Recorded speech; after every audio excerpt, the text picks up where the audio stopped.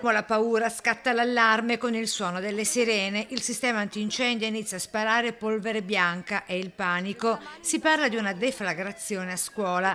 L'Istituto Superiore Pacinotti di Mestre è evacuato. Sono le 13, c'è il fuggi-fuggi generale di studenti, professori, impiegati e personale scolastico. È successo che stamani un nuovo impianto antincendio che è stato montato in questi giorni nella scuola si è attivato, causando anche un procurato allarme. Fortunatamente non c'è alcun rogo, ma si tratta di un guasto, un'anomalia del sistema antincendio, con l'allarme partito dalle aule vicine alla biblioteca. Sul posto immediato l'arrivo dei vigili del fuoco, carabinieri, delle volanti, della polizia, dal vicino commissariato. Fortunatamente non è successo nulla, non ci sono stati incendi, non ci sono stati cortocircuiti, ma i ragazzi sono usciti secondo le procedure, secondo quelle che sono le classiche prove di evacuazione, sono venuti i vigili del fuoco.